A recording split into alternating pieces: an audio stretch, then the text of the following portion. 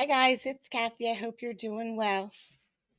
So, we're going to take a break from OJ today by doing OJ, but not OJ.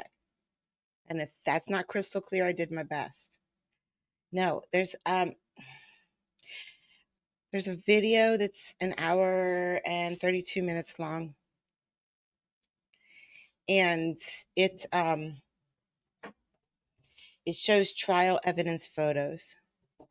So this is graphic content, I'm assuming. But we're going to see the photos that we can't see during trial. And it could be graphic. I don't know. But I'm assuming it's a murder trial that there's going to be blood. So if you want to, if that's too much for you, then just skip today. All right. Hopefully, I didn't get to see it yet. So I'm watching it with you so that we can understand what they're saying for a bunch of this. Hopefully, it's not too boring. But the link to this video is going to be in the description as soon as I update the description, which I will right now. Bob Shapiro did everything in this world to try and get a plea bargain going before Johnny Cochran got in the case, because the only way he was going to stay in control. To the point where one day I'm in the courtroom with Bob Kardashian, and he's worked out a deal to plead OJ and send Kardashian to jail.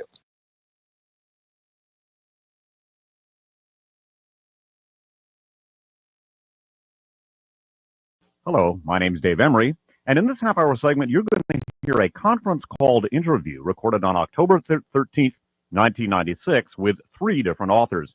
First of all, you'll be hearing Donald Freed, who, along with Raymond Briggs, is the co-author of a book called Killing Time, published in hardcover by Macmillan. And also, you will be hearing from Stephen Singular, who is the author of a book called Legacy of Deception, published in softcover by Dove Books, copyrighted 1995. And also Stephen Worth, who, along with Carl Jaspers, authored the book Blood Oath, subtitled The Conspiracy to Murder Nicole Brown Simpson. That book was published in softcover by Rainbow Books and copyright 1996. All three of these authors have developed information indicating that O.J. Simpson did not commit the killings that most people believe that he committed, but in fact, the case has been misrepresented by the media and mishandled by the authorities. Among the many tantalizing details that you'll hear in the upcoming two half-hour segments concerns the fact that the grand jury would not indict O.J. Simpson. They did not vote to indict O.J. Simpson, something the media has not brought us. This interview is one of several interviews that I will be having with these authors. And again, there will be a free flow of discussion. I have a few things that I interject during the course of this particular interview, but by and large, it is these three authors sharing information with themselves. This program was recorded at my home base station, KFJC-FM in Los Altos Hills, on the evening of October 13th, 1996. Veteran listeners to this program will also eventually be hearing interviews with these three authors. I recorded two interviews, each consisting of two half-hour segments, on November 24th of 1996 as well. Those of you who've been listening for a long time know that I used to produce long series of programs. These interviews are not intended as a series and do not comprise a series. Rather, they are separate, standalone interviews that will, however, provide an incremental understanding of the O.J. Simpson case. However, they are meant to be aired alone. We're going to proceed now with the first side of this interview. Again, this is Donald Freed, Stephen Worth, and Stephen Singular, recorded on October 13th, 1996. I wonder if you could comment on the treatment of the media in this case, and also the treatment that each of you three have had, or in some cases, as is the case with Stevens, Worth, and Singular, the non-treatment. Well, I'd like to start by saying Donald Freed has done a great job. I've been watching him on television for the past couple of weeks. I have only seen a couple of performances, but he really stood in the fire with Fred Goldman, whenever that was, a couple of weeks ago. And that's really the first time that I've ever seen anybody challenge Fred Goldman's assumptions about this case. Somebody needed to do it. Donald did it. He kept his cool. He did it in a very good way. And then on the other program with Charles Grodin, in which for the first time you had two authors sitting there trying to present some actual evidence to people other than a lot of opinion and gossip.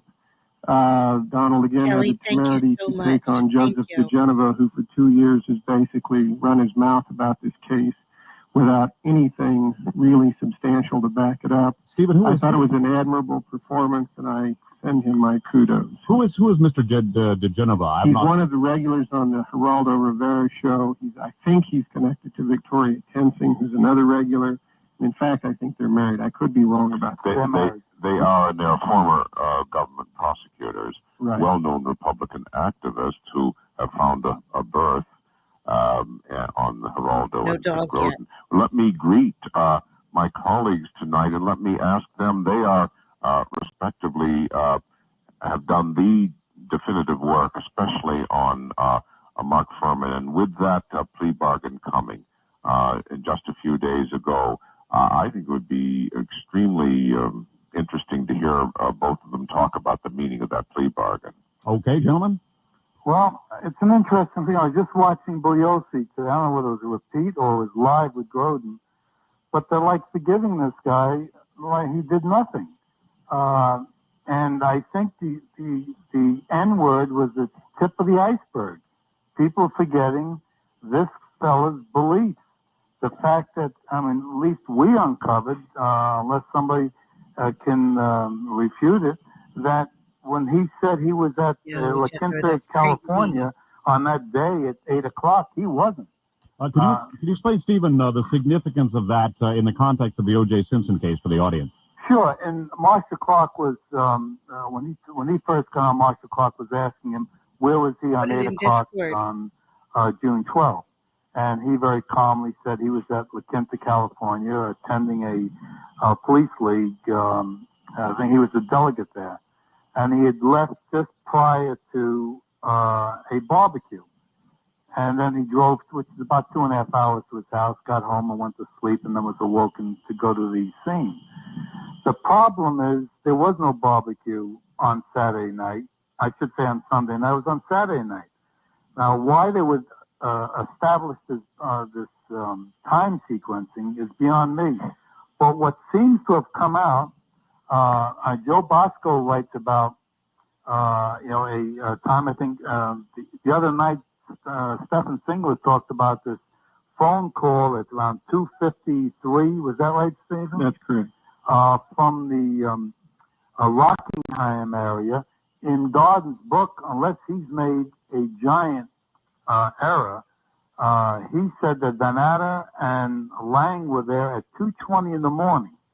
Now, everybody kept saying that Furman couldn't have done anything because there were 17 officers around.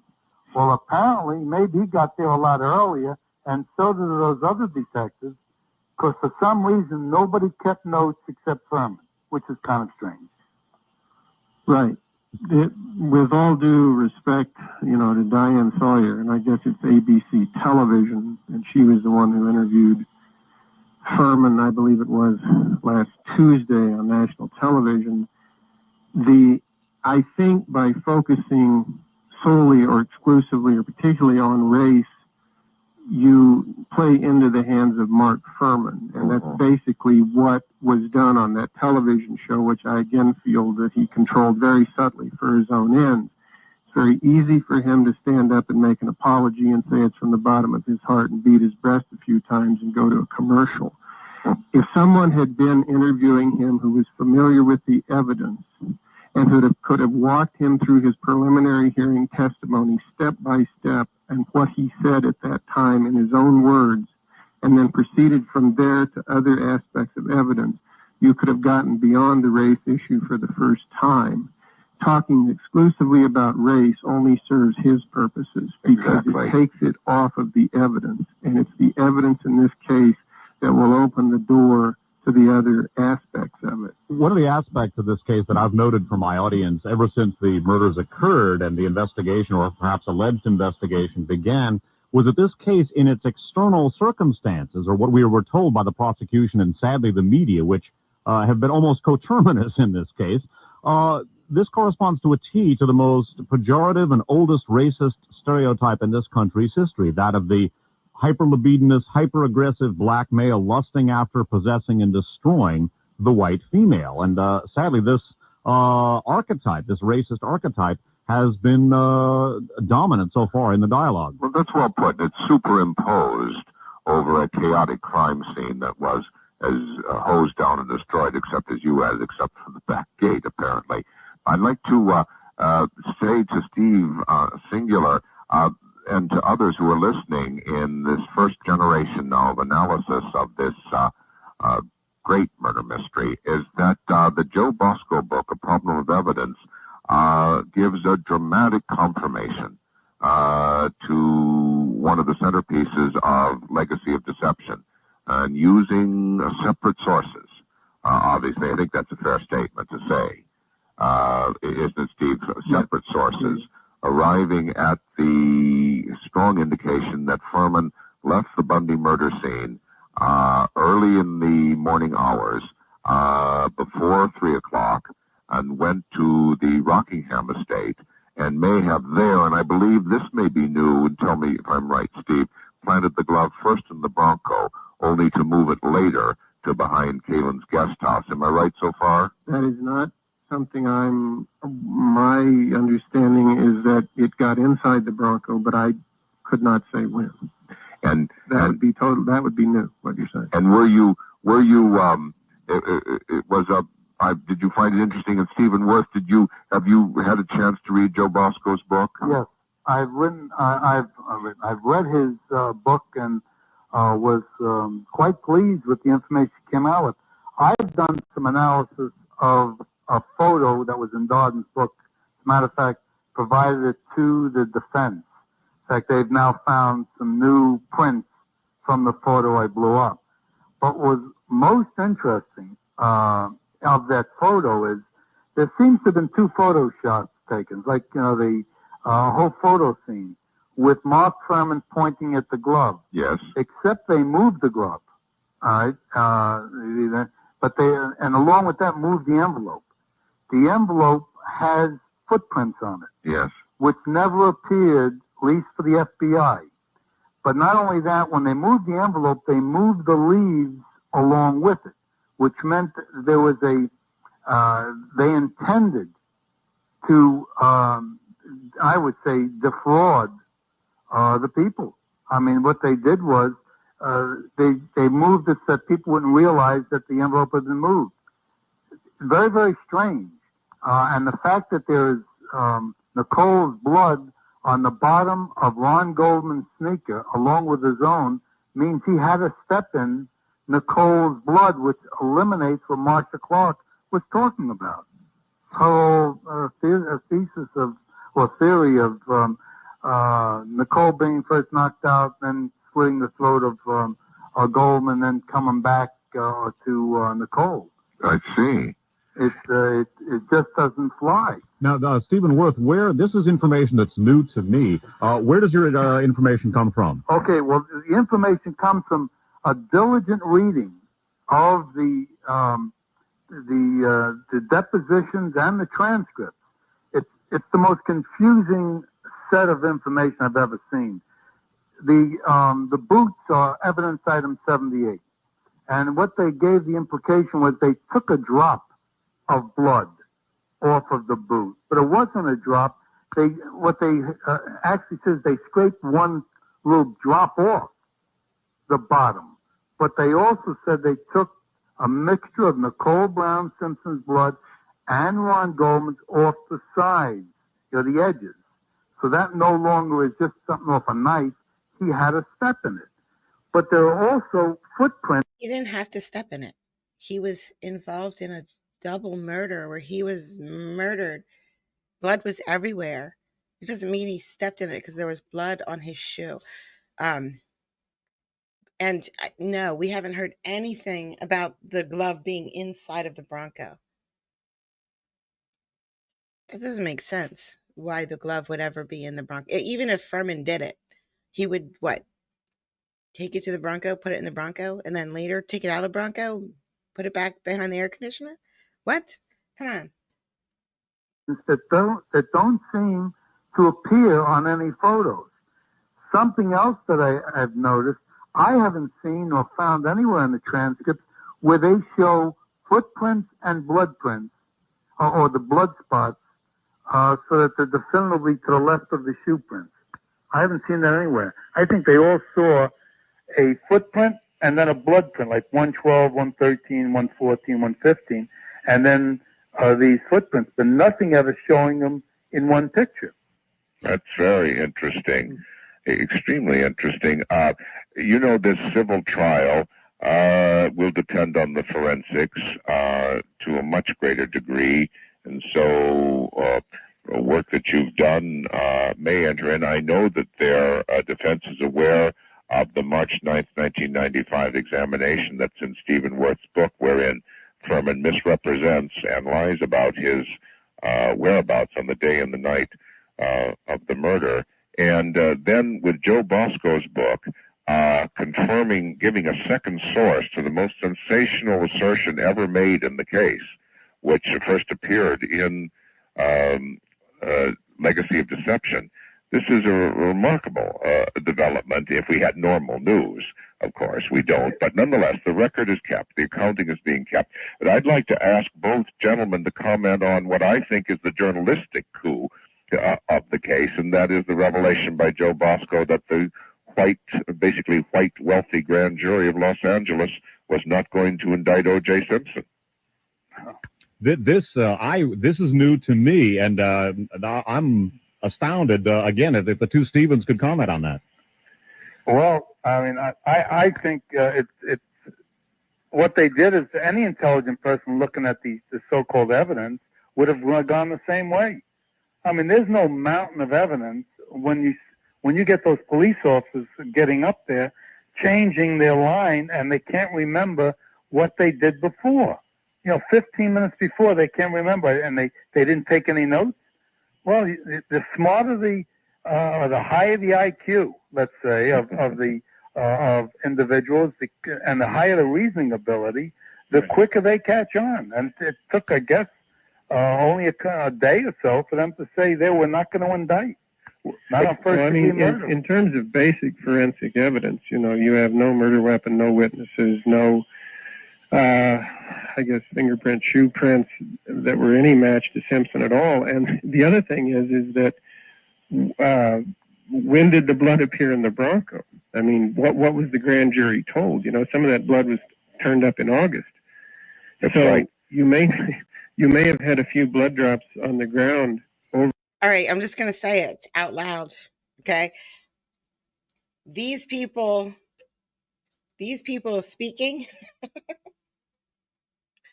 it sounds like a lot of conspiracy theories, and they're idiots. They just sound like idiots to me. So take what they're saying with a grain of salt. We're watching the trial. We're watching this video just so we can see the evidence that we can't see in trial. At Bundy that had not been DNA tested, you didn't have much evidence to go on. And as Donald Fried and I have talked about in the past, it was not just the grand jury. It was people inside Garcetti's office, in particular one Peter Bozanich, who worked right under Garcetti, who came to him and said the same thing. Yeah. You need more evidence before you go ahead and try to indict O.J. Simpson and try and bring him to trial.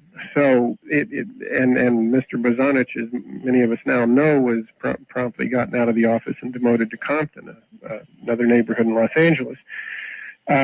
So there were grumblings on all sides. One of the things that Bosco talked about on television that I'd certainly never heard and I was fascinated by was that he said Marcia Clark was known within the district attorney's office as the person you called when you had a problem with evidence, which of course is the name of his book, A Problem of Evidence. What does he mean by that, Stephen? He meant that when you've got a problem, there were probably numerous district attorneys or assistant DAs or deputy DAs that you might get a hold of but that she was the one whose number you reached for first, meaning that it would, I'm extrapolating here, let's be clear about it, but the clear understanding I had was that it would no longer be a problem. That's right. And that Phil Van Adder promptly called her and said, and this I believe is the morning of June 13th, Marcia, we've got a problem with evidence. And what he meant, now I don't know beyond that, but that's a pretty stunning revelation right there. Donald, when you were on with Joe Bosco, when you were in Chicago and on the Groden show, at the end of the show, did Joe Bosco not say that Mark Furman had been with Nicole Brown Simpson in Aspen, Colorado?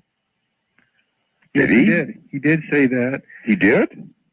I believe that he did, yeah. You see, I was in Chicago in a broom closet. Right. So please tell me what I missed. Okay. Hold on. Cato Kalin said he was in Aspen with Nicole. Mark Furman never said he was in Aspen with Nicole. Right? These guys are stupid. You know, I tried to get in touch with Joe Bosco through his publicist because I could swear, and it was just at the end, and of course, nobody said anything. I have not heard a word about it since. One of the things that is in the book I wrote, and I admit that it really doesn't go anywhere, but I was told early on there was an Aspen connection to the crime, and I sort of put that in, and I again acknowledge I wish I could have done more with it. What I was always interested in was getting a hold of phone records, because without subpoena power, that's a fairly hard thing to do. I suggested it to the defense numerous times, to Carl Douglas, and as far as I know, it was never done. I think phone records would have helped establish a lot more about that relationship, and some of them may have connected into Aspen. Well, you know, I spoke to McKenna, and I said, had they ever gotten a hold of Nicole Brown Simpson's cell phone?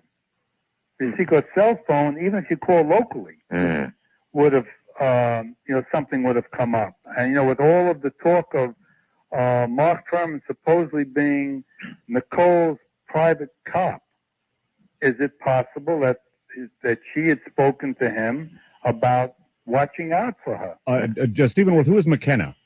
McKenna is the private investigator, along with Pavlik, right. that works for the defense team. Okay. And in particular, he's in West Palm Beach. Associated with F. Lee Bailey. Yes. Yeah. David, a little further on this grand jury. Yes. This was a runaway grand jury, unheard of in modern Los Angeles. The grand jury that would normally indict a ham sandwich, as the joke goes. They were deadlocked 11-11. They would not indict any more than the mock juries or the focus groups before whom the evidence was placed, so that no group ever submitted this case has ever voted a guilty or an indictment or to bind O.J. Simpson over. And so to persist in saying that it's race that voted not guilty rather than a lack of evidence is a no completely exploded by Bosco's bombshell. And remember that his source... I need incense to get through these idiots talking. This is how misinformation happens. These guys put out this video 9 years ago. It got 520,000 views. So 520,000 people have listened to these idiots talk. Source is Peter Bosanic, a director in the district attorney's office at the highest echelon.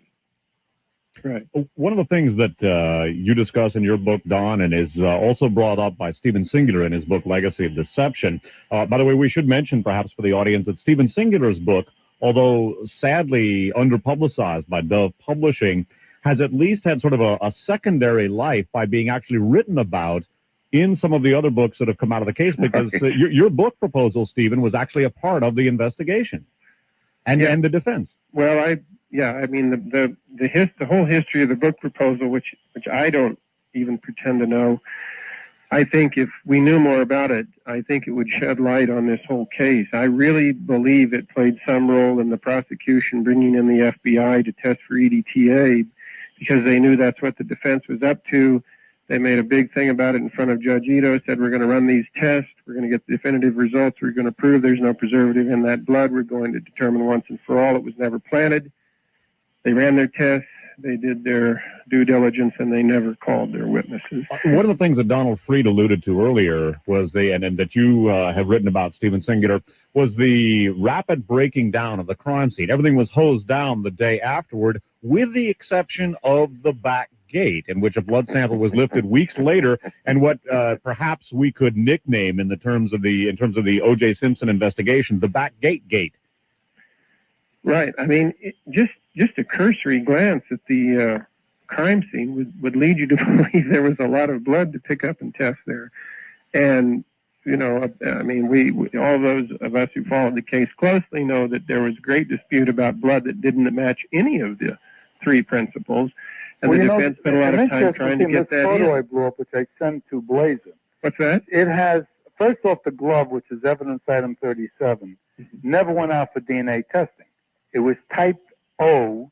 They didn't get a subtype on it, which means 45% of the United States could have, left the blood on that. Now, this is the blood on the glove that was found at Bundy? At Bundy. But miraculously, there's no blood on the hat, which is sitting right next to it underneath plants that are covered with blood. No, type O. OJ is what type? Oh, he's AB, I think. So this was not OJ's. Was it? Could it have been Nicole's or Ron's? Couldn't. No. So the only one who it could have been would have been Ron Goldman. But you would think, for exculpatory reasons, they would have done a total test.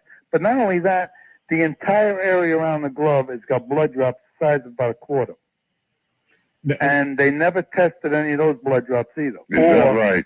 They claim there's the part, in fact, I think Bosco talks about some of the blood drops, maybe they tested it and never gave the information out. Back just a second to the whole question of EDTA and what I've termed backgate under the circumstances. It isn't only strange that the crime scene was washed out and yet this blood sample was lifted weeks later, but one of the things that your investigation, Stephen Singular, brought to the attention of, or at least attempted to bring to the attention of defense and prosecution, was the whole question of EDTA. Could you develop that?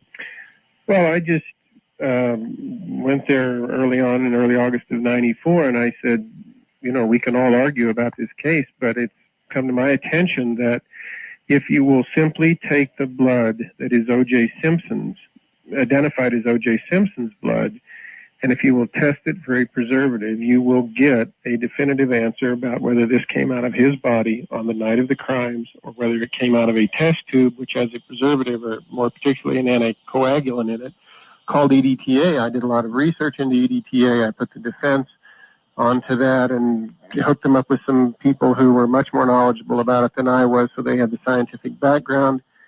And I really believe to this day that the great hole in this whole situation is that we were never able to get a definitive answer on all of that blood. On the particular cases of the case of the socks in the bedroom, virtually everyone has now conceded that there was EDTA in that blood on those socks. So that's that. What I wanted to get to were the 5 blood drops at the Bundy crime scene. That to me is the core evidence that would have convicted Simpson or acquitted him. So go ahead, develop that. If that's his blood and it came out of his body, that would be very hard to explain. If that's his blood that was sent off to Cellmark and there's EDTA in it, I think the case is blown. I mean, there is no case. That's the critical evidence in this case. That concludes this particular side. You've been listening to an interview with Stephen Worth, the co-author along with Carl Jaspers of Blood Oath, subtitled The Conspiracy to Murder Nicole Brown Simpson, published in softcover by Rainbow Books, copyright 1996. Another of the speakers has been Stephen Singular, who is the author of Legacy of Deception, published in softcover by Dove Books, copyright 1995, and Donald Freed, along with Raymond Briggs, the co-author of Killing Time, published in hardcover by Macmillan and copyrighted 1995. This interview was recorded on October 13th, 1996. There will be a continuation of this interview in the next half-hour segment. My name's Dave Emery. Thanks for listening.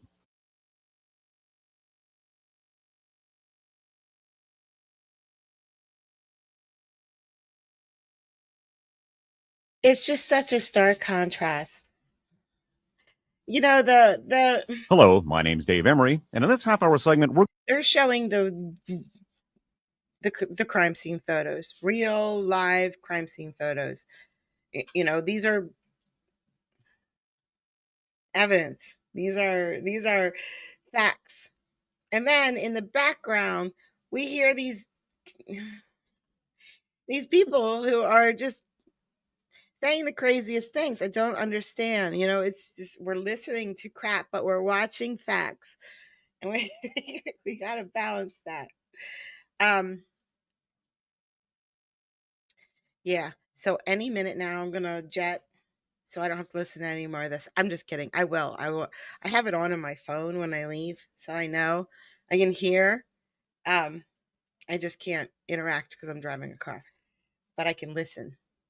So I'll be listening to what these idiots are saying, and I won't get to see the pictures, the facts.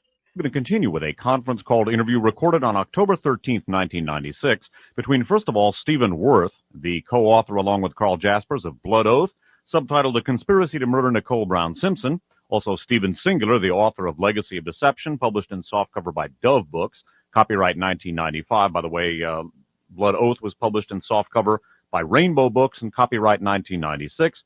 Also, Donald Freed, along with Raymond Briggs, the co-author of Killing Time, published in hardcover by Macmillan, copyright 1996. All three authors have developed very compelling information that O.J. Simpson, in fact, was framed and did not kill the people, did not commit the murders that he is commonly supposed to have committed, despite the fact that the grand jury, the L.A. County grand jury, would not indict O.J. Simpson, and despite the fact that a criminal jury, in the criminal case, acquitted O.J. Simpson.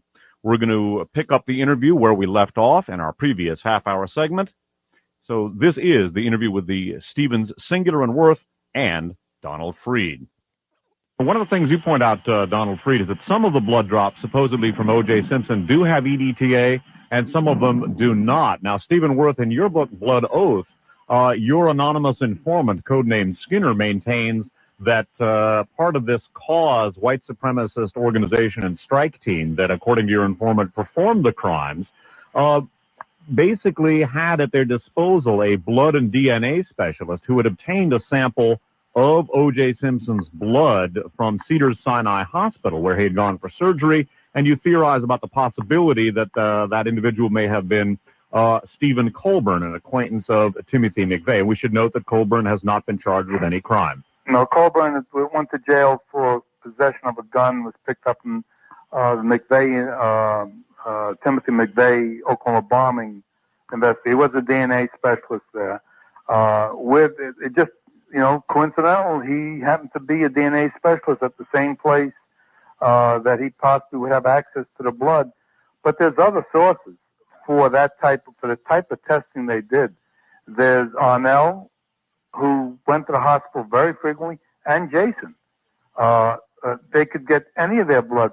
See, there's a lot of strange things that occurred. There was a phone call that Donald Freed talked about in his book, that Joe Bosco talked about, the phone call of some woman calling before the murders were discovered. Yeah, we mentioned that briefly. Okay, now somebody had to know that there were murders occurring. Mm-hmm. That's number one. You got a watch stopped at 10:03. For some reason, never used in evidence. Now, barking dogs, squealing dogs, hopping dog, I don't care what you want to use. I mean, you would sooner rely on a crystal or a watch stop. Now, Donald Freed talks about it in his book, and it was talked about in some newspaper articles that never used. Now, the only assumption that can be made is somebody purposely stopped the watch at 10:03. Not realizing it gives O.J. an alibi because he's making 2 cell phone calls to Barbieri at 10:01, 10:02. You can't be killing people, and at the same time. So you got that. You've got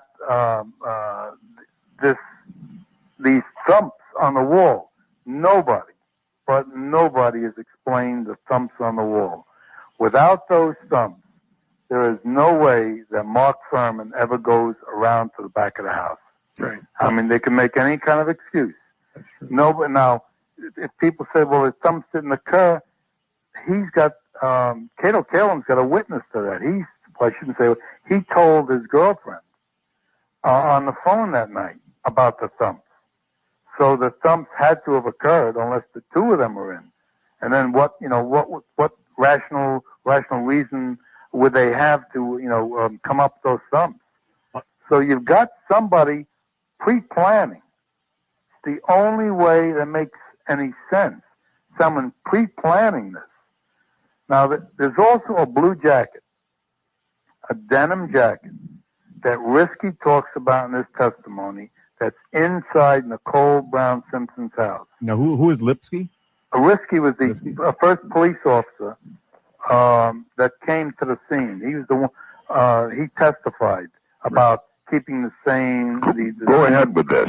Excuse me? Go ahead, this is interesting. Yeah, keeping the scene pristine. And he talks about a blue jacket, and they were wondering, did that belong to Ron Goldman or Nicole? Now, if that belonged to Ron Goldman, the whole case changes. They never talk about it. The defense never brings it up. It kind of just flops right there. Now, nobody, what's even stranger, none of the fingerprints that you would have expected, including the fingerprints that Joe Bosco talked about, that Dr. Lee said were he saw on the eyeglasses. And remember, Dr. Lee couldn't do anything. They could only examine. They could not do anything to that envelope case with the eyeglasses. He said he saw a partial fingerprint. That never was one of the 17 fingerprints that Aguilar talked about when he testified. Nor did he testify about the fingerprint found on the back gate that Furman talked about. Something I wanted to ask you about, Donald, and I've been an admirer of your work for quite some time, and that concerns, and this might seem a little weird or sort of a leap in terms of the O.J. Simpson case. In your book, Death in Washington, that you co-authored with Fred Landis, it's a book about the assassination of Orlando Letelier in Washington, D.C. It's also about the destabilization of the Allende regime in Chile by our intelligence system. You specifically discuss Operation Centaur, the destabilization of the Allende regime. And one of the things that you talk about in the book is the psychological warfare and media component to that destabilization. And you and your co-author, Fred Landis, describe the subjective reaction of someone who had been in Chile during this destabilization. I'll be right back, guys. I'll be back as soon as I can. I'm going to be listening, and I can still see chat and everything. Bye. As almost producing a sickening kind of feeling. Could you tell us briefly about about Operation Centaur, the media and psychological warfare aspects of that, and also something called the quartered man? One of the central features in that program, in that destabilization program and psychological warfare program, was something called the decarcidado, or the quartered man. Yes, that's a shrewd observation. When you talk about psychological warfare as an extension of armed violence of foreign policy, such as in Chile, Indonesia, Guatemala, and elsewhere over the past period, you're talking about manipulation of the media in a certain way that goes beyond propaganda. Propaganda is simply slanting information and planting stories. But when you take the next step, then you are into the realm of the non-rational. And that is the realm of monsters, of El Descuartizado, the quartered man, of the various, in Indonesia, it was the alligator with the open jaws. Communism was equated during the Cold War with a series of nightmarish images which struck at the psychosexual roots of identity. And the aim was not to create anti-communism. Anti-communism was the aim of propaganda. The aim of psychological warfare was to create madness and bloodshed. And what was the quartered man? Well, the quartered man was someone was found murdered, but it was then turned into a monster by the press that was seen all over the country like a Frankenstein monster, and so people thought they were buying human flesh at the market and so forth. Little by little, the country was driven into a nervous breakdown. Now, in this case of the Simpson case, what you have are the preconditions. When you have Time magazine demonizing a photograph, when you have the New York Times whitewashing an absolute fascist such as Mark Fuhrman, when you have ABC, you have the components. You don't, I'm not suggesting now that you have the mighty Wurlitzer of the CIA coordinating a hydra-headed octopi of psychological warfare. By the way, the mighty Wurlitzer is a term applied by former Deputy Director of Central Intelligence Frank Wisner to the CIA's media component. Go ahead. Yes, you have the frame of reference, all right, David. But what you have are the components here, and when the Washington Post puts out a boilerplate story that says, in effect, conspiracy theory of cocaine what they set up with the story about the CIA cocaine story of Los Angeles, but then on the jump sheet and from then on, the word conspiracy appears again and again and again. Conspiracy being the C word that communism used to be. You have the precondition here, and you've always had it, for what happens under fascism, where you move from rational propaganda over to the non-rational. That's what's to watch for. That's everything short of that is still propaganda. When it moves beyond that into the non-rational, then you are in a different situation. But I would like to say that to those who follow the content analysis of the media, and certainly those who follow David Emery, who always has this dimension to the stories, because that's the without that dimension, that's the mirror we have to hold up to reality. The Darden book, the Bosco book, both in their way now, from separate sources, confirming the Stephen Singular book, so that you now have a way to deal with the blood evidence. There is a process here we're talking about. And if you put that on one side and the timeline on the other side, you begin to have a dialectic to deal with this, and now you can confront the racism directly. It just takes a lot of courage, a lot of stamina, but luckily, all three of you have it, even though I am leaving. Because Donald, one point I wanted to put before we bid you a fond farewell here, and that is again, in reading Death in Washington and about the quartered man and about the psychological warfare program in Chile, in which the public was obsessed with these images of mutilation, and this in turn was used to imply that society was unstable. They needed a change. They needed a strong man to put a halt to all of this uncontrolled, violent, sickening chaos. And the subjective accounts of people who had experienced this, they said they were almost physically sickened. It reminded me of at least my own reaction to the media blitzkrieg, and I use that term advisedly, vis-a-vis the O.J. Simpson case. I wonder, and again, if you think I'm full of beans, don't hesitate to tell me, but I wonder to the extent to which we might consider the murder of Nicole and consider her perhaps under the circumstances the quartered woman, la decapcitada. Well, after all, in Stephen Worth's book, its great credibility is that Mr. Worth introduces his own critical reasoning into it. He tells the reader how far he can vouch for any given thing. He does his own independent research, which is flawless in terms of the neo-fascist movements in this country and their recent history, which, interestingly enough, hooks up with the now, I think, famous book of Stephen Singular's about the murder of Mr. Berg. So you have that, and you do know that from the ancillary material of the Turner Diaries and others, there is a great appetite and a long-shared kind of underground vision in this country of how apocalyptic events will come about. And whether a given event, such as the Simpson case, fits primarily or secondarily into that, that's the kind of thing that can only be answered when you've had a full and real investigation into these matters. But all of you will probably be interested to know that as of last week in Los Angeles, the anti-terrorism unit of the LAPD, so long disgraced, the notorious unit has now been refashioned and re-empowered.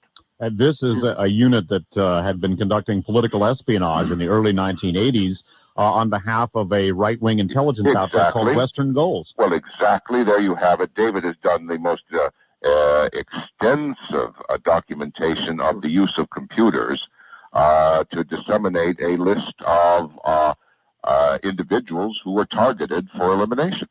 By the way, one of the interesting things about the Western Goals investigation, which again, members of the LAPD counter-terrorist squad were conducting political espionage on behalf of a right-wing intelligence outfit and then putting it into computers, and some of the information was being put into a matching computer bank in Germany. Well, that is exactly right, and some of the people involved in the predecessor to this counterterrorism unit, which was known as the Criminal Conspiracy Section, CCS, and the Public Disorder Intelligence Division, PDID. Some of these officers are now high-ranking in the LAPD, and one of them was in charge of the crime scene at Bundy. One of the things you mentioned, too, in your book, Death in Washington, in your book, Killing Time, Donald, is that right after the murders of Ron and Nicole, the LAPD engaged in an investigation of possible Confederates of O.J. Simpson. Their houses were staked out, bugged, surveilled, etc., and that some of the people involved in this surveillance were people who'd been involved in the COINTELPRO program in the L.A. area against the Black Panthers and others. Well, that is exactly right. And as Stephen Worth said, and Stephen Singular, this plea bargain was not the tip of the iceberg. It was the tip of the wrong iceberg. And now your discussion flows naturally from Furman back into the situation in Los Angeles and what it is they were turning away from, and why it is when they turned away from something, all they could see was the shadow of O.J. Simpson. Had I not made an earlier plan, I would have stayed with you, but you're all in good hands. I'll be talking to you all soon. And I thank you, and I thank the listeners. Good luck, Donald. Donald, thanks so much for participating. That concludes this interview. We have been visiting with Stephen Worth, along with Carl Jaspers, the co-author of Blood Oath, subtitled The Conspiracy to Murder Nicole Brown Simpson. That book was published in softcover by Rainbow Books and copyrighted 1996. We've also been visiting with Stephen Singular, the author of Legacy of Deception, published in softcover by Dove Books and copyrighted 1995, as well as Donald Freed, along with Raymond Briggs, the co-author of Killing Time, that published in hardcover by Macmillan and also copyrighted 1996. All three authors, obviously, have developed information indicating that O.J. Simpson did not commit the crimes that he is popularly supposed to have committed. There are other interviews, not as a sequential series, but rather as separate standalone entities that will, taken together, provide an incremental understanding or a greater incremental understanding of the facts concerning the O.J. Simpson case. Those other two interviews were conducted back-to-back on November 24th of 1996. All of the half-hour segments that I've been producing for about the last year and a half or so, since the early summer of 1995, as well as the interviews that I've done and the weekly One Step Beyond shows that I do, are available from a tape duplication service. The name of that tape duplication service is Spitfire. That's S-P-I-T F-I-R-E, one word. Their mailing address is P.O. Box 1179, P.O. Box 1179. That is in Ben Lomond, California. That's capital B-E-N, capital L-O-M-O-N-D. The zip code is 95005. There's also an email address, ALCALAME, that's ALCALAME at ix.netcom.com. The address, once again, the mailing address for Spitfire, S-P-I-T-F-I-R-E, one word, P.O. Box 1179, Ben Lomond, California, capital B-E-N, capital L-O-M-O-N-D, zip code 95005. The email address is ALCALAME, one word, that's ALCALAME at ix.netcom.com. And again, neither myself nor the station gets money out of this arrangement. I'm in the process of setting up a new service to distribute the long archive shows. Those are the long radio documentaries consisting of printed information read at length into the record. Those will be available at some point in the not-too-distant future from a new tape duplication service. In the meantime, people can either write to a publication that I'm in the process of starting. I can't give you any details about it because this is something I'll be getting money out of. The name of that publication is Other Means. The title is taken from the famous quote from Prussian military theoretician Karl von Clausewitz that war is the continuation of politics by other means. You can write to Other Means at P.O. Box 191710. That's Box 191710. That is in San Francisco, California, 94119-1710. You can write to them about information concerning the archive shows or, preferably, about Other Means. A more direct way of inquiring about the archive shows, which are temporarily available but not on a formal basis from a tape duplication service, is to write to me. And you can write to me care of, by the way, my name is David, E-M-O-R-Y is the last name. You can write to me care of KFJCFM. That's Kangaroo Fred John Charles FM. The address is 12345. That's 12345 El Monte Road, capital E-L, capital M-O-N-T-E Road, Los Altos Hills, California, capital L-O-S, capital A-L-T-O-S, Hills, California, 94022. Once again, you can write to me, Dave Emery, care of KFJCFM, 12345 El Monte Road, Los Altos Hills, California, 94022. There's also an email address that you can write to inquire about archive shows or perhaps Other Means as well. DEMORY, one word, DEMORY @well.com. That email address again, DEMORY @well.com. That concludes this half-hour segment. My name's Dave Emery. Thanks for listening.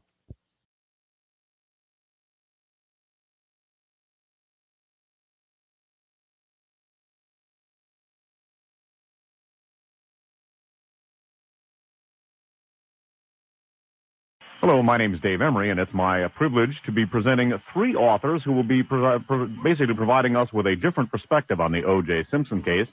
First of all, we have Stephen Worth, along with Carl Jaspers, the author of Blood Oath, subtitled The Conspiracy to Murder Nicole Brown Simpson. We also have Stephen Singular, the author of Legacy of Deception. Oh, by the way, Blood Oath was published in softcover by Rainbow Books, copyrighted 1996. Again, we have Stephen Singular, the author of, among other titles, Legacy of Deception, about the O.J. Simpson case, published in softcover by Dove and copyrighted 1995. And we also have Donald Freed, the author of many titles, and along with Raymond Briggs, the co-author of Killing Time, subtitled The Full Investigation. Gentlemen, welcome once again to our airwaves. It's always a pleasure. Good evening. Now, there are a couple of things that I wanted to discuss about the O.J. Simpson case, so perhaps I can inject those at the end of the discussion, and some of your observations concerning the civil case can start off. This will be sort of a free-form discussion. I wondered what your reactions were to O.J. Simpson's testimony on this past Friday, and also to the media portrayal of that. This is Steve Singular. I'd like to hear Donald talk about it. He's a lot closer to the action than I am certainly now. From my understanding, he's spent some time with the Bakers. And can you give us your update? Yes. First of all, gentlemen, let me greet you on this week of a media storm, a kind of a new scoundrel time, not seen for some years. But in this period, when the media seems to have gone off the rails, whether it be the hapless officer Jewell in Atlanta or the CIA Contra cocaine connection, which brought the director of Central Intelligence to no other place on earth but Watts, California, to face an angry crowd, or to Santa Monica, California, where there is a kind of lynching in the air. And I was in Santa Monica, and I was speaking on television, but I was observing. And I may say that the furore and the frenzy is such that no less than 3 columnists in the Los Angeles Times took note of what Howard Rosenberg, the media critic, called a second rush to judgment. Howard Rosenberg, Bill Boyarsky, and Peter T. King all set out on Saturday and Sunday in their columns to strike a cautionary note about the kind of minute-by-minute tracking that was going on by MSNBC and other media conglomerates. Tents and technicians dotted the landscape. A crowd was forming. Black clouds moved overhead. Rain fell intermittently. Klieg lights fizzed and smoked in the rain. It was an eerie, unnatural, and almost surreal scene. There were shouts, there were jeers, there were cheers. Vincent Bugliosi was driven from the greensward into a trailer by a part of an angry mob. It was Americana, such as not seen in a long time, while relays of reporters and lawyers from all over the country scuttled in and out from the audio room where the press listens to the trial, the overflow from the handful of seats available within the courtroom to accommodate the world press and that small number of local citizens, some of whom had been waiting since 4 a.m. in the morning in the rain to get into the what is now becoming a kind of killing zone. And lawyers would rush saying, Simpson's in trouble, he's in trouble. He clenched his fist, he swallowed, he breathed heavily, he sat back in his chair. And each element of the syntax of body language, of rhetoric, of answers was treated like a bullfight or a boxing match, except that you only heard the blows that were landed against Simpson. It was a scene of such terror and pity that eventually a young woman on court TV exclaimed that Simpson seemed vulnerable. He was at bay. Not that he was confused and not that anyone had forced him to lose his demeanor whatsoever. But nevertheless, the intensity was such. It seemed to be symbolized by the Goldmans, father and daughter, who leaned over the rail, staring in implacable vengeance at Simpson. And so it went throughout the day, with more promised for next week. Something that would have been familiar in the 1920s or the 1930s, not since the Lindbergh trial, has there been such atavism and such savagery.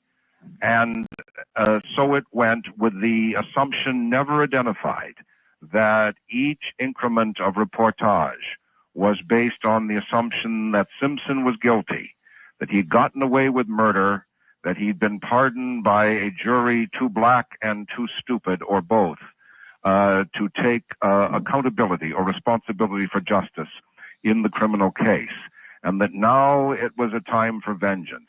Now it would be payback time the other way. Now Geraldo Rivera and the chorus of disapproval, the packs of the media, their day in court had come. This was no longer about Simpson, but it was about the media, and the pundits and the professors and the experts who had been humiliated by predicting the wrong outcome in the criminal case. And there it was. And as a historian, and I'll end on this note, I said on MSNBC, though much of it was cut for the East Coast, I have to tell you, I said, this is November 22nd, 1996, a day that should remind us that it is quite possible for a human being to be turned into a monster.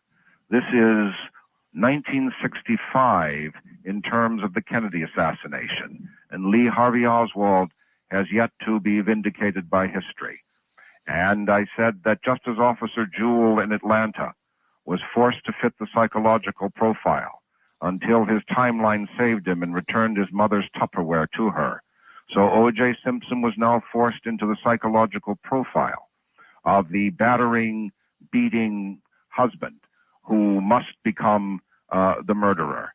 And I said to Mr. Gibson, I see that you turn pale when I dare to suggest that perhaps after all, Simpson doesn't fit that profile any more than Richard Jewell fit the Mad Bomber profile.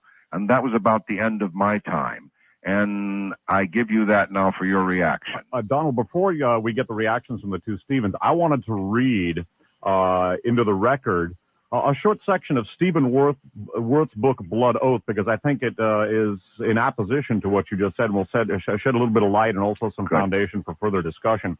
In Chapter 5 of Blood Oath by Stephen Worth and Carl Jaspers, in Skinner's story, the plan Skinner, the code name for the informant who spurred this book, and this this individual maintains that he was part of the actual strike team that killed Nicole and Ron, a part of a white supremacist underground group called Cause, Christian-Aryan Underground Special Enforcers. In Chapter 5, we read, the plan for the anniversary celebration, that of the murder of Alan Berg, written about so effectively by Stephen Singular, the plan for the anniversary celebration consisted of a plot so sinister, so creative, so diabolical, that the outcome would provide for the embarrassment of an entire city, an entire race, and an entire nation. The plot included a well-thought-out action that would damage the U.S. judicial system forever. It would create a sense of doubt that would exist in every future trial. When we had all gathered in the farmhouse's spacious parlor, the discoverer, that's one of the code name for another member of the team, the discoverer continued to explain the rationale of the plan. Quote, evidence presented and testimony offered by law enforcement officers will be challenged forever from this case forward, unquote, he said. Still quoting, it's a plan designed in part to be a payback for all those responsible for actions that had been carried out against freedom-loving white supremacists, unquote. Another founder of the Cause picked up the explanation. Quote, the plan is centered around an individual easily recognized and respected among both blacks and whites. It will look like he's being framed by the authorities. The situation's designed to call upon and challenge interpersonal beliefs that every person holds. People will choose sides. Their consciences won't permit otherwise. The final coup will occur when our target is found guilty or his credibility is destroyed. This event will generate instant racial tension followed by violence. We're going to ensure that by fueling what will already be an inflamed situation. The plan will use the distrust between the authorities and the blacks that's existed in Los Angeles for years. At first, everyone will choose up sides. As the discussions become heated and clouded with rhetoric, violence will follow. After much destruction has occurred, the Cause will then step forward to take credit for the framing. But it will be painfully obvious that we couldn't have done it without the help of an easily duped, overzealous prosecution. That, by the way, by way of not only serving in opposition to your very eloquent remarks, Donald, but also to perhaps set the stage for some of the future discussion. The two Stevens, what reactions do you have to what took place on Friday and to what Donald had to say? Well, this is Stephen Worth, and what I'd like to add is basically what's been coming out of this trial, and unfortunately because Judge Fujisaki decided not to televise it, you're getting sound bites from the media. Nobody has made mention of the 23 unidentifiable footprints that Bosiak has talked about. It's kind of got lost. Nobody's talked about the cut on the right thumb of the right hand, on the glove. That's the right-hand glove. Stephen Worth, what are these 23 footprints? Because I haven't seen any coverage of those in the media. Well, it happens to be reported out of the trial. Now, I'm waiting. I've downloaded as much as I can as it comes down onto the internet, and I've been reading the testimony. There is a cut on the right-hand glove of. In fact, that came out of the testimony of the glove specialist. Reuben, who he had the glove in his hand, because everybody would always kind of dodge around it. I don't remember whether it was a cut or not a cut. They said, would you examine it? And there's a cut on there, the right thumb. Very difficult for a right-handed person to cut your right thumb. Then on the back of it, which is even more unusual, you've got cut marks on the raised braiding. Now, again, that suggests that the right hand was across the front of somebody, and somebody with a knife in their left hand did it. So, but you haven't heard anything about that. I mean, that you would think that would be instant reporting because there's something newsworthy, because that's brand new information, never appeared out there. But what's to me even more distressing and more to following what Blood Oath is about, because it's more than just about the O.J. Simpson case. You were the first to inform me that you had heard through somebody who I checked with and verified today that Metzger, the same guy who is in our book, the same guy that was supposedly linked to the attempted bombing and burning of the first AME church, is now recommending to his people, to other people. As a matter of fact, he'll autograph my book, anybody who orders it. He's recommended two books, my book and the one by Carl Rowan, The Coming Race War in America. Carl Rowan, a nationally syndicated columnist, by the way. That's right. And, the Carl Rowan's book talks about Turner Diaries and a lot of these militia groups. And he's also, by the way, Carl Rowan is also black. That's right. Apparently, I think this starts to support what the information was provided to us. And as I've said many times, all of the information that we received via Skinner, all right, we believe there's a good deal of it. It's kind of like an enigma. It has different meanings. I mean, the blood planting, the way they said it, could have come through since they talk about Colby being the provider, and Colby could stand for three things. The person that we've isolated as a fellow by Colburn, a DNA specialist. Colby, who was out of the CIA, which is was the next door neighbor on Gretna Green of Nicole, or Colby, which is the location of the LAPD headquarters where Mark Furman came out of. Stephen Worth, we should note for legal purposes that Tom Metzger denies any involvement in the attempt on the first AME church, although he does admit being in touch with the Fourth Reich skinheads. Go ahead. Right. Well, what I'm going by is what's in newspaper articles that talked about him. Now, there's no definite link. I'm just curious to why he's now recommending my book. I mean, it doesn't make much sense other than they like publicity. Yeah. And that's written about in Turner Diaries also. It's also written about in the passage from your book that I just read. They said, one of the questions I've always had about your book is whether perhaps this may have been exactly what Cause is described as going to do. In other words, at a certain point, getting the word out, although I also hold open the possibility that it's exactly also what Skinner said. I mean, I cannot make a definite decision, but I wonder. Well, it's I'd like to hear from Stephen Singler what his take on what he's heard about the trial and his take on Donald has said and what I've said. Well, two things. First of all, as I've watched this, and it has occurred to me that I think we've moved into an arena where we're analyzing an event that never happened. At least, of course, 2 people were killed here, and I don't mean to make light of that. But I'm just having great difficulty getting past that. I mean, when I watch the level of analysis, the amount of time and energy and media that is devoted to this, that's what I am, from my own personal opinion, that's what I believe. I believe that people are essentially analyzing an event that never took place, which throws this into a whole other category, which perhaps Donald and David are better equipped to analyze than I am.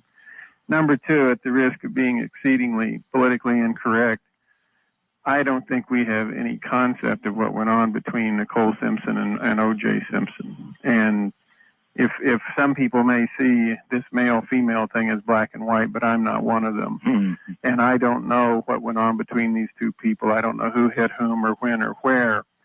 But I am willing to believe, I do definitely, profoundly believe that it is not the black and white situation that people have made it out to be, and that's not an excuse for domestic violence or anything else.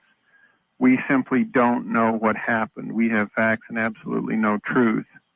And those are the two things that have been on my mind lately. I don't know how the rest of you feel about them. Stephen Singular, you noted in Legacy of Deception the seemingly impenetrable, this is something perhaps we can come back to later, the impenetrable media wall surrounding this case. You were not only actually part of the case in the sense that your book proposal actually became part of the criminal case, but also you attempted to go to various media sources. You were contacted by an anonymous informant within the L.A. legal system because of your work on the Allenberg murder, which Stephen Worth's anonymous informant says was the anniversary celebration of that was one of the motivations for this.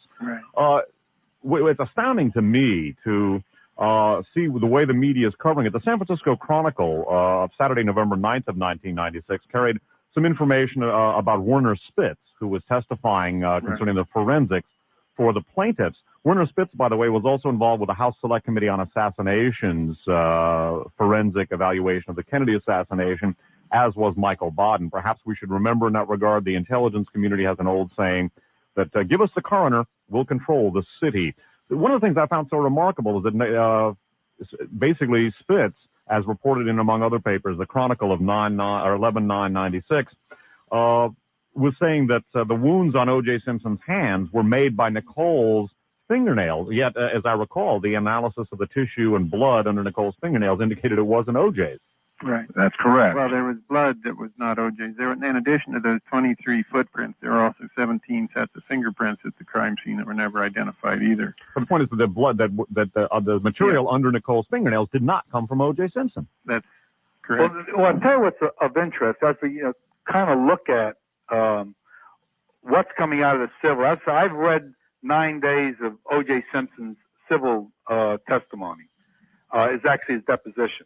And, the Bruno Maglis is one of the things that I think Geraldo and the media have played to the hilt. And they said, well, now we've got him because we've got pictures showing him wearing Bruno Maglis. And he said he would never own them. Except that's not what he said. He said he would never own those ugly-ass shoes shown in the criminal case. And he wouldn't. And he says they were purplish green. At the end of it, when they kept asking him again, they said, as of 1994, did you ever own a pair of, or do you know if you ever owned a pair of Bruno Maglis? And he said no, which clearly says he didn't know whether he owned them, whether he knew it or not. So it's not like a cut and dry thing. What bothers me the most about some of the things, because it's like an electronic lynching that's going on. It is, Stephen. Remember that this is also an electronic truth-saying situation, so we have to watch our choice of words. Yeah, well... It's been publicized enough that that's what O.J. said. I've seen it on the electronic media elsewhere, but we just have to keep that in mind. Please proceed. Okay. One of the things is you've got an FBI agent paid by the federal government testifying in a civil case. Right. It's almost unheard of. Right. In order for an FBI agent to testify, he's got to get approval almost up to the director. The case also, and by the way, I'm getting the feeling that the Baker and Blazer, etc., are setting this up for an appeal based on they said that you can't have double jeopardy, but this is like the state retrying its case through the civil case because it's funded in part by taxpayers' funds. The same witnesses are appearing who, if you'll notice during the case, they keep out, did you get paid? Did you send a bill in? And there hasn't been a bill that I know of yet that's been sent in to pay for these people who are on salary with the city of LA or the state of California. That's highly unusual. I mean, if you tried a case and said, I'd like the FBI to testify for you, they won't even talk to you. Yes. Stephen Worth, something that you and Donald Freed both point out is that both Nicole and OJ were getting both written and telephone death threats from white supremacist groups. Some of these were apparently delivered, according to your sources, by basically sympathetic to the cause group, LAPD people. And in the book about Cato Kalin, it's mentioned that the FBI was aware of this and told OJ. And yet, we have heard nothing about this. And in fact, Nicole, as you revealed, Donald Freed, believed she was under surveillance and actually asked OJ, she was scared because of the threats and her perception that she was under surveillance, which dovetails with what Stephen Worth was told by Skinner, and that basically she wanted OJ to come around. Yet we've heard none of this in any of the media discussion that I've seen. Well, remember, and this picks up where Stephen Singular left off, that you're listening to the plaintiff's case, and you're hearing a bill of attainder against O.J. Simpson. And remember, at exactly this time, before her death, Nicole Simpson was very unwell, and Mr. Simpson was bringing her soup and food and helping to care for her. What we have here is a three-dimensional relationship, as Stephen suggests. And let me get behind the dramatic scene in court where the lights were lowered and O.J. Simpson sat in the witness chair in shadows, while behind him and over him loomed a very large photograph of Nicole Simpson, bruised and abraded, taken sometime after the New Year's Eve confrontation of 1989. And the questions, did you ever hit her? Did you strike her? Did you kick her? Did you strangle her? Never, never, never, never. That was broadcast around the world to the predictable reaction of, he must have done it. They have proof. There's the photograph. This is complete denial. This is lying of a magnitude that must include murder. Now, let me put it to you logically, gentlemen, and to your listeners. If you have an open mind, never mind the presumption of innocence or any sympathy for O.J. Simpson, but simply the dignity and self-respect of an open mind. Let me tell you what those pictures show. Remember, there's only one set of pictures. There's only one credible incident of physical contact to which O.J. Simpson pled no contest, that is to say, guilty, and took responsibility, and that is New Year's Eve, 1989. Now, what that photograph shows, and the defense may indeed boldly decide to use that photograph for Simpson rather than against him, and here's how that would work. The photograph shows scratches, bruises, abrasions, redness, and some discoloration. And that is consistent with Simpson's statement that they wrestled. He had her in an arm lock. He held her. He had to push her. He locked her out of the room. All of this as a result of a mutual physical, let us put it neutrally, a physical confrontation. He said again and again and again Friday in court, I take responsibility. I don't know how all the bruises may have occurred after I locked her out. She may have fallen, but it doesn't matter.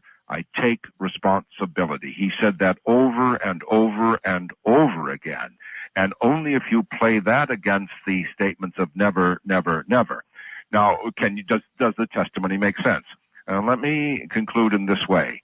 Let me tell you what the photograph does not show. The photograph does not show that O.J. Simpson hit Nicole Simpson. Because if O.J. Simpson had ever hit Nicole Simpson, if any heavyweight athlete, and in this case one of the great world-class athletes of coordination and power and speed, who doesn't have to run anywhere to hit someone, if he's standing next to a smaller, however fierce... I hope you guys have muted this guy. All right, one thing. Of course, the cut is on the right hand. Of course, the cut is on the right hand. He's stabbing with his right hand. Blood is super freaking sticky and slippery and slimy. And when you're stabbing someone, you're getting blood all over your hand, whether there's a glove on or not. And when you're getting blood all over your hand is slipping on the knife. So of course it makes more sense the cut is on the right hand of the glove than the left hand, because that would mean if it was on the left hand, that would mean he's stabbing himself in the hand. So come on, right? They said a lot that I disagreed with, a lot. But that's all I'm going to go off on. It's just crazy. Physically and well-trained Miss Simpson may have been, she was considerably smaller and slighter. And if she was standing within range of O.J. Simpson's arm and fist, you would not be looking at a young woman with scratches and bruises. You would be looking at a smashed face. One point we should make, Donald, because O.J. Simpson's athletic prowess has come into the argument that he could have done it because he was such a great athlete. That's a good question. You didn't hear the question because it was in my head, but all right, I get accosted on the street. Okay, a huge guy, way bigger than me, punches me a couple times in my face, but then stabs me like in the neck, and I die like right away. I die from that stab mark. How long does it take for this punch in the face to become, swollen and bruised if you've died? Because the blood, it can't become inflamed, right? Because there's no blood circulating in the system. So, I know I've been punched in the face before, and it took time for my spectacular black eyes to bloom. He didn't just punch me in the face and then I got a black eye. It took time. First it got like red and swollen a bit, and then it turned black and blue. So if he punched her repeatedly before he stabbed her, when does those punches show up, if at all, if she's dead? He certainly is still very, very strong, but he's no longer the running back he once was. He's very arthritic, as it came out in the yes, and that applies to, that's the killing time itself. I'm now talking about 1989, and had he hit her, you would see broken bones. Mm-hmm. You would see wires. You would see prolonged hospitalization. Donald, there's another interesting. Because every battered woman has broken facial bones every time. Come on. But Stephen, I want to take.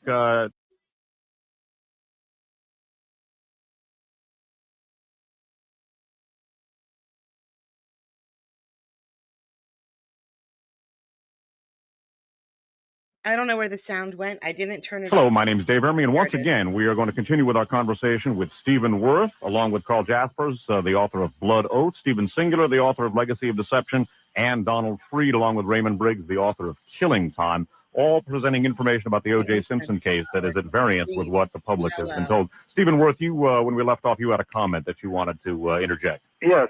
In O.J. Simpson's civil deposition, one of the, as part of it, the photograph came up. And I don't know if that's the exact photograph, because all you can do is read testimony in a deposition. But there's a claim being made in the deposition by O.J. Simpson that the photograph that he was shown in the depot was a photograph with makeup on. That's true. That's another photograph. Is that another photograph? That's another one, but there is only one. There's only one incident. The assertion that there will be all sorts of witnesses and experts that will chart the course from wife abuse to murder. Don't forget, no one testified in the criminal case. Not one. And the experts in this case who never interviewed... They were not allowed to. They weren't allowed to testify. J. Simpson for 1 minute, of course, are not being allowed to testify. And as to the various other so-called eyewitnesses who were not credible enough for the prosecution in the criminal case, we will see if they are brought forward. But remember, the defense had and still has the authority on the world stage of this sort of abuse, and that's Dr. Lenore Walker. And she interviewed Simpson at great length. And she came away with a statement that he did not fit the pattern. There was not the momentum. He did not fit the profile. Well, it's interesting also in that surreptitious tape of the 93 911 call, Nicole blurts out, how does he not fit? How does he not fit the pattern? There's documented abuse. He doesn't even deny that he's hit her in the past. So as long as there's documented abuse or undocumented, as long as we know that he has beaten her up in the past, how can that be out of his character to kill her? How? that he had not hit her in 4 years. So, there's nothing in between that 89 and 93 incident based on that. It's going to be very interesting when they start to match up what's claimed in Nicole's diary and what she states there and other incidents which they may not be able to. I'm going to try not to pause it so we can get to the end of this. But the diary thing, she's a battered woman. So, from the first time he hit her, she did not walk away. She is believing with her whole heart and soul that, he's sorry, he's going to change. She's not going to write in her diary, what a monster he is. She's going to feed her own delusions. Like, oh, he picked up, KFC on the way home today, so I didn't have to cook. He must love me. She's not going to write, oh, when he got home today, he got mad at me because his socks were still on the floor. That's not what she's going to write in her diary. She's going to feed her delusions that he's a good guy. He didn't mean it. He's changed. He loves her. Corroborate as far as what she's stating. Because I understand there were two other things about where she claims that O.J. didn't have the kids, and O.J. was at the Brown family at the time. So, that's interesting. But one other thing that's come up, and nobody is, I guess they haven't even caught it, and it deals with Donald Freed's the killing time in the Bronco. Detective Edwards, when he was on the stand, they asked him about, and he just answered each time because I guess he thought it didn't mean anything, whether or not, this goes back to the 85 incident, not the 89 incident. And he said, was it quiet? And he said, extremely quiet. Could you hear, and this was O.J. driving away, could you hear the vehicle? And that was a Bentley, kind of a quiet vehicle. And he said, yes, you could even hear it shifting. Really? It's changing in speed. So that's going to set up perfectly for a scenario if someone says, why didn't Alan Park hear that vehicle? And that Alan Park was asked, just as Stephen Worth has brought up, that the FBI on the stand last week revealed that there were 23 partial prints never tested and never analyzed. In that regard, Donald, let me interrupt ever so briefly. I wanted to interject at exactly... I know. I'm going to interrupt first, sir. Maybe, just maybe, the police department were competent enough to recognize a usable print versus an unusable print. You said partial print yourself. Maybe the LAPD, in their great wisdom, understands that maybe they can't use a partial print because it's a partial print. I don't know. I could be wrong. This point. And perhaps as you continue, you could incorporate this and other, the two Stevens can incorporate this into their comments. San Francisco Examiner of Tuesday, November 5th of 1996 has an article by Laura McCoy, MECOI, of the Scripps McClatchy News Service, State Line, Santa Monica, headline, O.J. defense suggests dog carried evidence. And what I want to read is the way Judge Fujisaki is hearing this particular case.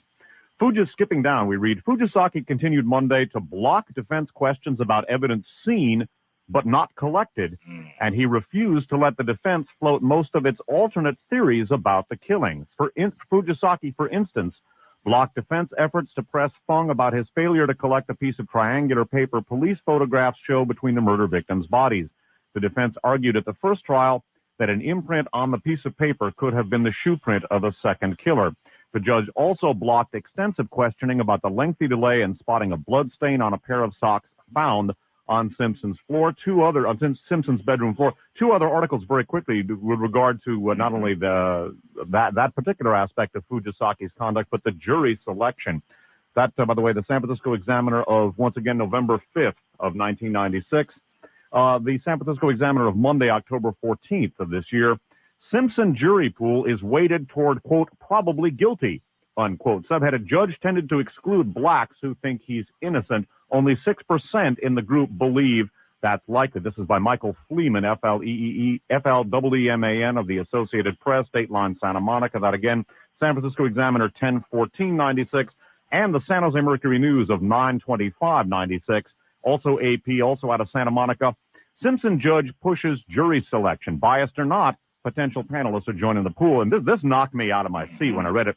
Among those admitted into the jury pool by the increasingly impatient judge was a white female correspondent for Time magazine who joined the chorus of potential jurors inclined to believe Simpson guilty. There's an old rhythm and blues novelty song called Framed from the 1950s in which one of the lines says basically, the judge took out a bottle of whiskey, poured it over my head, and said to the jury, convict this man, he's drunk. You know, and it's all about a guy singing about how he was framed. And this reminds me a little bit of that novelty song, only in a much grimmer way. Gentlemen, your reactions to some of this, because this, again, in the context of evidence that was not collected, and apparently Fujisaki will not allow this to be discussed. Stephen Singular, you wrote about how Judge Ito dealt the defense setback after setback after setback. Yeah, this guy apparently just wants to out-Ito.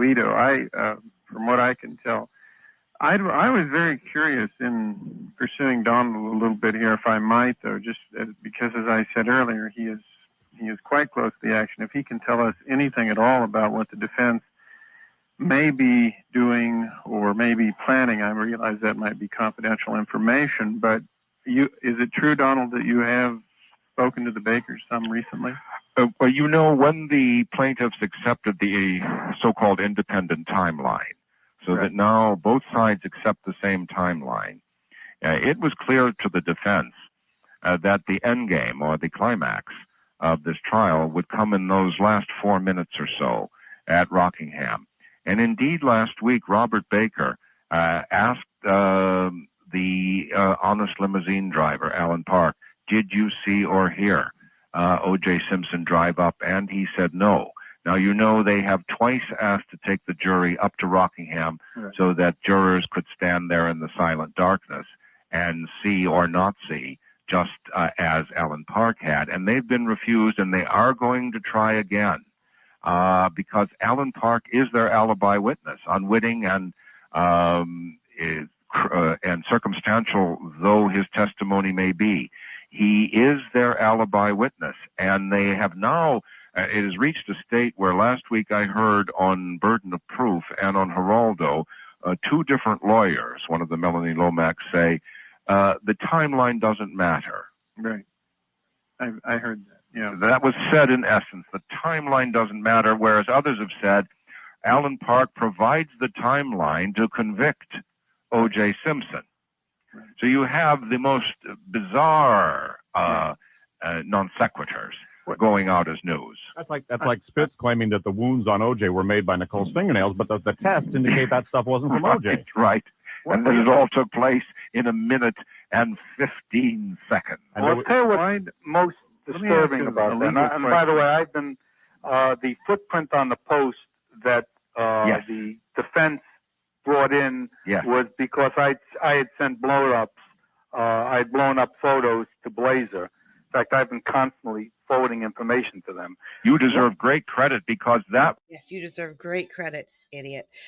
Just so you know, the O.J. Simpson civil trial where he was found guilty and had to pay a whole bunch of money, which I doubt he ever paid. I don't know.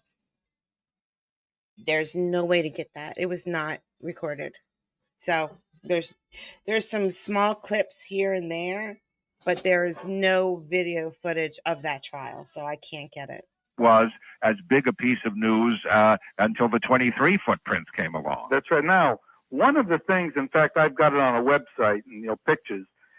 Nicole Brown Simpson, in all of the descriptions, including American Tragedy, talks about her having her throat sliced and crumpling to the ground.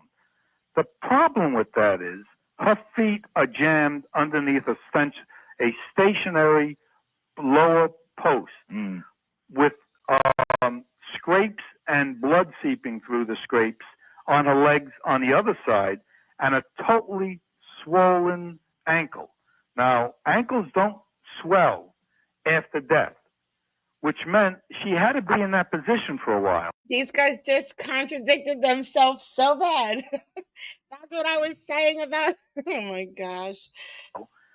She couldn't move. She couldn't fall that way because it jammed under there. It's not just there's also rotational marks on that leg.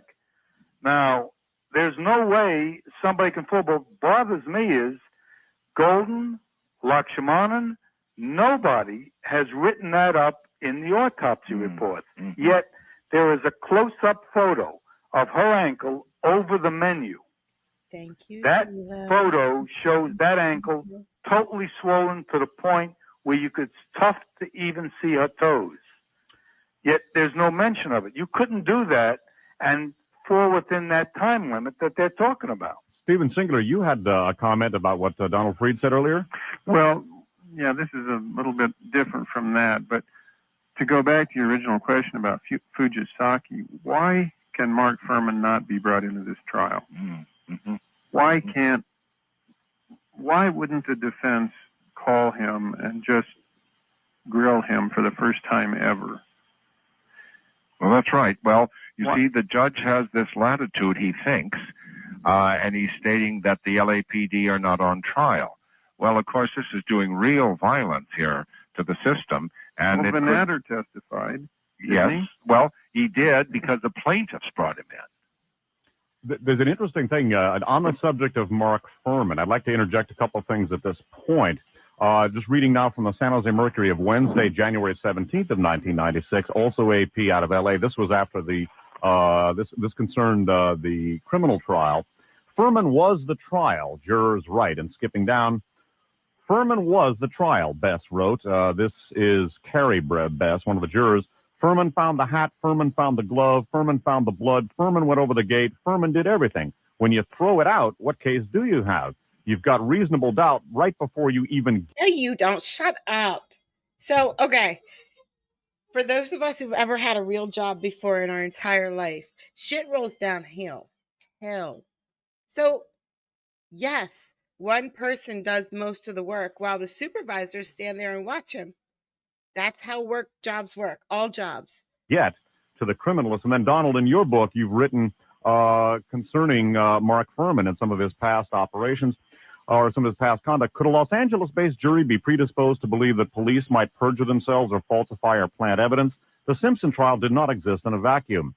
The Rodney King incident had occurred only a few years before in 1991. In fact, Furman had been one of the 45 police officers identified in the Christopher Commission report, the city's response to the Rodney King beatings. That's true. It has been a kind of arbitrary, in the extreme set of rulings by Judge Fujisaki. And even some commentators have asked, what will history say if a victory here in the short term is based on the defense having its hands tied? Right. How will this do any honor or mean anything approaching justice? Right. Has anybody gotten a hold of the actual trial? It would have been a trial of Mark Furman with the state. What was contained within that? Because in speaking to somebody from the criminal investigation department, they apparently said that part of the reason that he pled no contest was there was more behind that than just that single thing of I never use the N-word.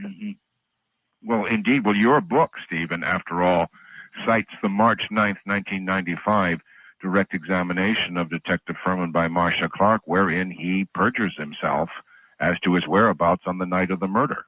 Yeah, there's been a lot of talk about Mark Furman, which if unless you can bring him up on a stand, and you can't ask him, how much involvement? How well did he know Nicole? By the way, there's a picture, and one of the things I'm trying to do is get a hold of the color photos. There's a picture showing the hat, which that's another thing, by the way. The judge finally allowed in that the hat and the glove may have been planted. And that's a surprise. He let that in with Lang, because that hat has absolutely no blood on it. Yet it's under a leafy plant that's covered with blood. And it's also that glove at Bundy was never sent out for DNA testing. Yes. Right. We mentioned this, by the way, in one of our previous interviews, Stephen. I'd like to, if at all possible, and this is not to, in any way to negate the importance of what you're saying, but to get to some of the things that we have not had a chance to talk about. Stephen Singular, you had a comment that you were about to make. No, it was just a bit of a follow-up on the absence of Furman from the trial. I don't understand that at all. It seems to me that his defense could call him as a witness. If he's hostile, but they could ask the questions that now seem on the table for people who really studied the evidence. And without that, I mean, the whole thing just seems a bit hollow to me. If O.J. Simpson can be grilled, he can certainly be grilled. It's interesting that both your anonymous source from within the legal system, Stephen Singular, and also your anonymous source who maintains he was part of the strike team, had talked about basically Nazi elements or white supremacist elements infiltrating LAPD, which is something that has been fairly well documented. One thing that one of the many things Ito would not. Idiot friends told him that in a bar one night. That's fairly well documented to him. Allow in the trial was information from LAPD personnel files or allegations by fellow officers that he was the head of a group called WASP, White Anglo-Saxon Policemen.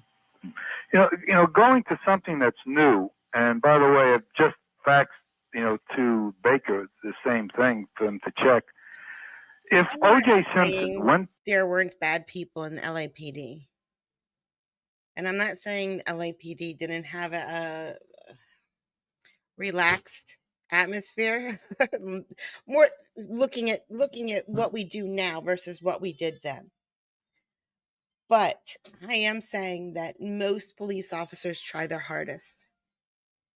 Just like any other profession. There are shitty people and there are great people. And them blaming the entire LAPD on one or two members, no. To McDonald's to get a hamburger and came back, and Cato says he never saw him go back in the house. Nobody has asked whether or not Cato remembers whether O.J. Simpson set the alarm before he left to go for the hamburgers, because that raises a very interesting question. Alan Park sees O.J. Simpson go into the house around 10:54.12, something like that. Well, in order to get into the house, if he had not been in there before, he would have had to... Bob Shapiro did everything in this... Okay. That's what we got for today. We just saw a picture of every single piece of evidence in the O.J. Simpson trial. So now when we go back to the trial and they talk about stuff, hopefully we remember. We did this once before, but I forget. I forget what things look like as the months pass. So maybe in a couple months, I'll show you again, but not this video. Nope. I'm going to put this video under interesting to watch one time only. Only once, never again. Would I recommend this video to a friend? Hell no. Absolutely not. Even though I did, I have to put the link in my description because I used their video. All right, guys. Thanks for coming out. I appreciate it. I shall see you all again very soon, okay? Have a great day. Bye, guys.